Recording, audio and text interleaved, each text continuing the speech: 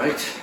Well, welcome, Dan. I appreciate you here and coming and doing a sound check today and seeing how the space is and your first time here. And I want to welcome you and appreciate you coming and doing the show. Thanks so much for having me. It's a beautiful venue. I'm excited to meet the other artists and yeah, have a great night. Great. You've been playing music for how many years now? Oh gosh, I've been playing since I was 4 years old. That's great.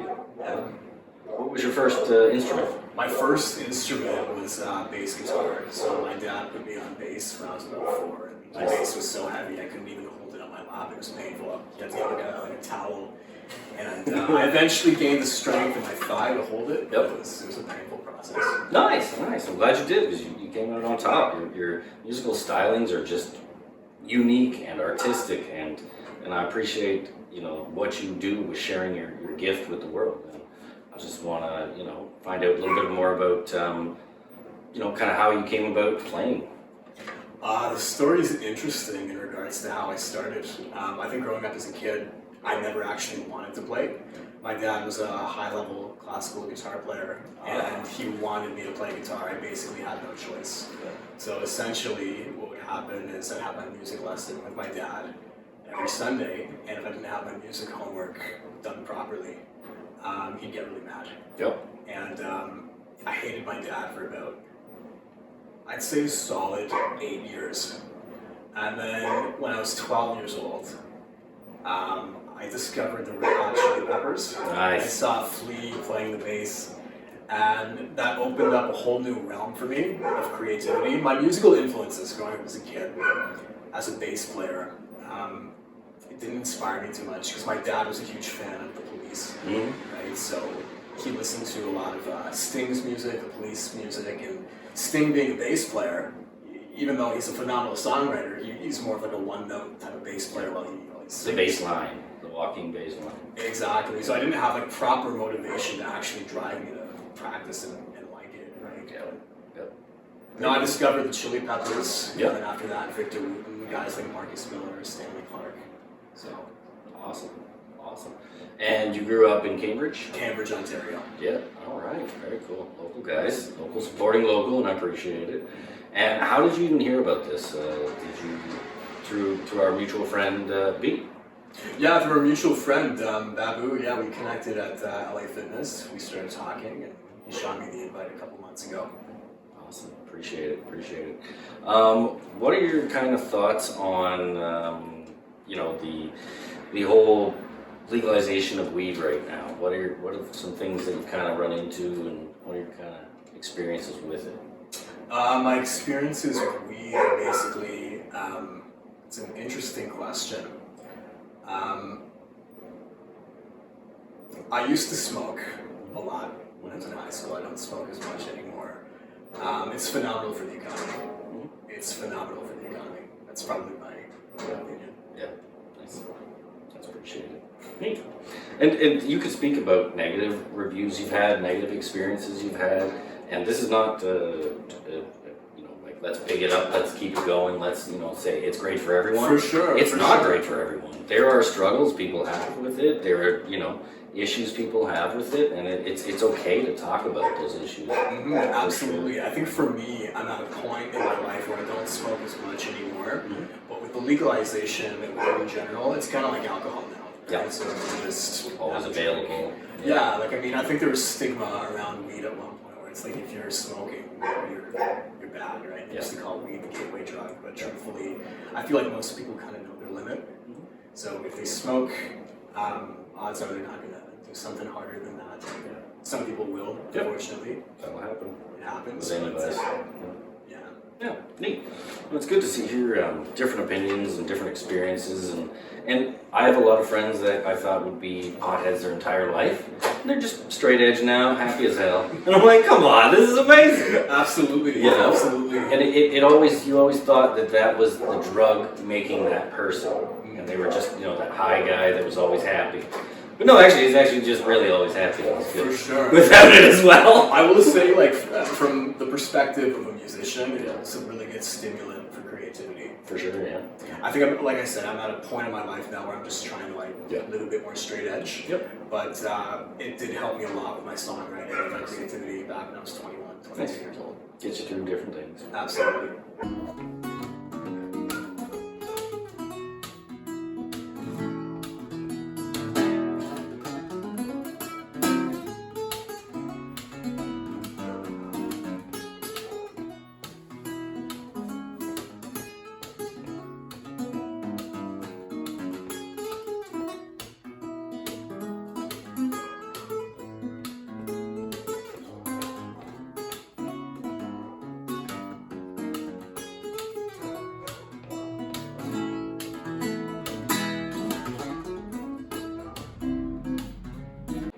Yeah, there's going to be a lot of other artists there. There's going to be other poets there as well. There's going to be my cousin, Megan Cools. She's going to be doing some poetry, and real fun experience for everybody. I don't think poetry is very well represented in the community. I think it's lost its venue in some regard. What are your kind of thoughts on poetry? Well, it's funny, right? Because when you look at songwriting back from the 70s versus now, I feel the lyrics back then were a lot more poetic. True. I had a guitar teacher, he actually took the lyrics of a Led Zeppelin song, I forget which one, and he put it right beside the lyrics of a Nicki Minaj song. And Yeah, a little different. it's totally different. You know, like, I mean, the lyrics back then, it's almost like they required a little bit more thought. Yeah. That's not to say the lyrics now are bad, Yeah. but I'd say back in the 70s, 80s, and even early 90s too, they were a lot more poetic. But now you can probably have the brain of like a third grader or fourth grader and have a hit song. And again, there's nothing wrong with that. Nope. Right? It's music, and that's, rather any kind of art than no art, Exactly. Any exactly. expression. There's some lyrics that are actually so complex, I don't even understand them. Like, for me, I think a complex writer of our generation currently would be Ed Sheeran. Okay, When yeah. he released the A-Team, I didn't understand the lyrics, but I listened to it over and over again. Yep. Because I love the song, I love the acoustic vibes he had going on. But I eventually caught on that it was about a growing overdose. I didn't get that the first probably 15 times I listened to it. Just bopping along with it. Just bopping along. Yeah. For sure. So you said you had this place for about 13 years? Yes. Amazing. Yeah. Amazing. So you do the live venues a lot? A few times we had some different shows, different events. We get involved with the downtown BIA quite a bit, promoting another thing I'm helping out with is called Hespeler Skate Park. So it's a community group dedicated to getting a skate park in Hespeler for our community, because it's the only part of Cambridge that doesn't have a skate park. And kids are having to travel pretty far just to express themselves in their own sport. And so every summer, the past 2 years now, we've done a skate park downtown. The first Saturday of every month, we'll be down there setting up ramps and having a first aid booth and just kind of promoting our goal. And we do take donations, and we do have fundraisers throughout the year. So we'll be posting that online. It's at Hespeler Needs a Skate Park on Instagram and Facebook. Amazing. That's awesome, man. Yeah, did you ever kind of grow up doing sports? Or? Oh, absolutely. I was What a was your huge sports? runner in high school. Yeah, I shouldn't say a huge runner, because I never made it to OFSA level. Oh yeah. Being totally honest, that was Quasa. That's the highest I made it in high school. I was passionate, and I think that's all that mattered. I still run to this day, just not at the competitive level, because I have Achilles tendonitis. Yep. Muay Thai. I got into Muay Thai for a little bit as well. That's awesome. But what happened was, we were talking about this earlier, I had to decide, what do I love more? Yeah. Music or Muay Thai? Yeah. Because it does a toll on your body, right? If you Right. damage your fingers, your hands, and I have before damaged my hands. Yep. Playing guitar is just a lot more difficult when you're missing a finger, could barely move a finger, So Yeah. No, that's good. I think that's the right choice. I love that path for you. I think that'll be fulfilling. And how are you evolving through music as you grow? it's funny how your musical voice changes as you age. A lot of diehard musicians I know listen to everything and they go through phases, right? So you might go through like, let's say, a classical phase. That might last for about 4 months, 5 months, talking about like other guitar players. Then they go on to jazz, then they go on to literally Drake or Nicki Minaj, right? So I feel like diehard musicians have a journey that constantly evolves and they're not locked into one style of music. I'm definitely one of those people. I listen to EDM, I listen to Drake, I listen to classical music. That's like Bach and Mozart. Nice. That's a neat path, for sure. I remember in high school having your classical music classes and learning about these, different musicians, and I'm really glad they taught it in high school because I wouldn't get it anywhere else. Where could you kind of, go and experience some of this music? I think ultimately YouTube would be the best way to expose yourself to that kind of music. The problem is it's not mainstream, right? It's not relatable. So, well, I shouldn't say it's not relatable. There's a lot of people who relate to it, but like that's not what's playing on the mainstream outlets, right? It's mostly hip hop, pop music. But I'd say YouTube. I know for me, YouTube is what opened up the realm of classical and jazz music. And that's how I kind of got started with that style in my guitar playing. So, speaking of which, you have a channel that you post to and are updating with new music. at the moment. Unfortunately, I had to get it back for music, right? So basically, it's another form of connection. Exactly, for networking and stuff like that. So I only post music content. Nice. But yeah.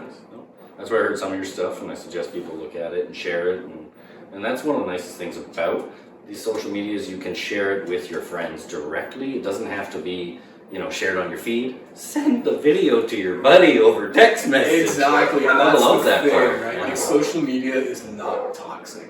It solves a real world solution. Connection. The way I was using it back when I was a kid was totally. Yeah, I think everybody has that where they've abused it and used it for the instant gratification, and I think that's getting tiresome for everybody involved, and using it in a regard to share other people's art forms is what I like to do now. So I'm always posting other people's stuff and wanting to get involved with other people and bring them out and do a jam with multiple artists, and that's what I enjoy and sharing that. Absolutely. I think musicians do that all the time too with community jams. Absolutely, like business owners and musicians. Essentially, if you're wanting to network, not having it, you're kind of kicking yourself a little bit. You're at a huge competitive advantage if you have it. So, and use it properly. It's a double-edged sword. Exactly. Is that what they call it? I don't know. I'm not even too sure. Like, community jams. Are there any bars or venues doing jam nights? There's one right by my house. I live in Brantford, near the Laurier area, and they have like an open mic night every Wednesday. I forget the name of the venue, but I'll get in later.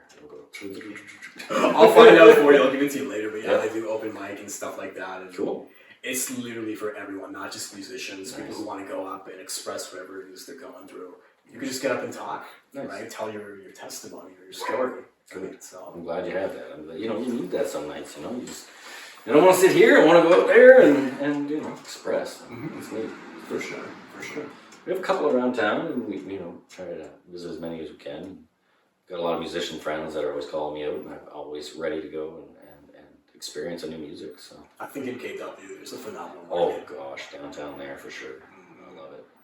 Right here on Queen Street as well. There was I remember back in the day it was called Brownstone. Yep, Brownstone. I'm not too sure what it's called. Before that it was the 515. Oh my gosh. 515. I remember being 15 years old. Yeah. Walking into the 515. You had like raging metal bands. Oh, you had like mosh pits and stuff like that. Oh yeah. And I was like a scrawny 100-pound, runner of a 15-year-old kid, getting thrown around in these mosh pits. It was a mosh pit. I would do anything to go back. Oh, that time, man. It was so dirty. It was so good. Honestly, it was a unique moment and a unique time in that building, in the community, and in the music community, because there were killer bands around. I feel like metal music was on the uprise back at that time. Like the early 10 years ago. About 10 years ago? Yeah, like you saw a lot of indie bands locally doing like metal, infusing it with like EDM or like what was it? Skrillex dubstep. Oh yes, dubstep in there. Yes. There's a band back in the day that were on Much Music when that was a thing. They were called Abandon All Ships. Okay, And they infused the dubstep with the metal, and it was just they started a whole new trend. I love that. Yeah. No, that was a time. Yeah. What kind of music do you listen to? Everything. I like punk music, rap music, popular music, kind of classic hair band music. You know, anything to rock out to. Yeah, for sure. I gotta ask. The first thing you said was punk music, so Blink 182. Are you? Oh yeah, I grew up on that. That was my teenage years, and I was so angsty and it was fun. But yeah, Blink 182, Melancholy, NoFX. NoFX. Those guys were hilarious. Dude, amazing. I think they finally retired now. I think, but they it was a good time. What was funny is that I remember watching Blink 182. They eventually blew up, and I think in the mid to late 90s, especially when Travis Barker joined the band. Yep. And seeing them live, I never actually saw them in person. I just saw the YouTube videos. Yep. But basically, they were reckless in between sets. Like, I mean, they had potty mouths. Their sense of humor was like a bunch of 3 and 4. Do you remember the live album? Oh, what was that called? Oh, it was just live, I think. But it was the Blink-182 concert recorded. And the skits they did in between were so messed up. I remember I was with my older brother. We were listening to that live album, and we heard the skits in between, and we were crying. They had... it was... You can't even repeat half of what it is now. Well, I mean, I'm scared to actually say it. I know. Like, I want to. If you want to know what it is, look it up. Because I'm not saying it. Because we can't post this publicly, right? Not really. But I said all that to say, I think they got their sense of humor from NoFX. 100%. Yeah. Just that punk attitude, that friggin' ridiculousness. I love it. Yeah, you're right.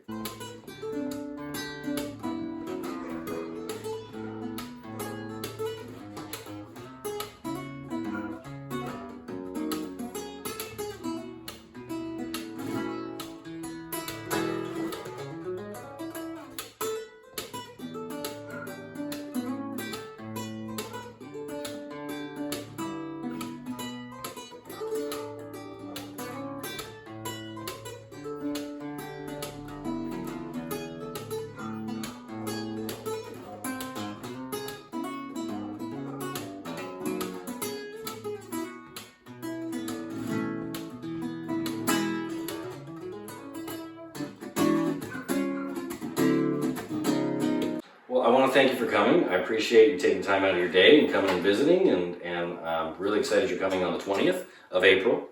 Oh, man. April 20th. April 20th, I'm excited. 420, don't forget. And it'll be a great show, and it's a no alcohol event, so please just come out and support our musicians and our artists and our community. Amazing. Thanks again for having me, man. This Appreciate was awesome. I'm excited. Booyah! Okay, that's good.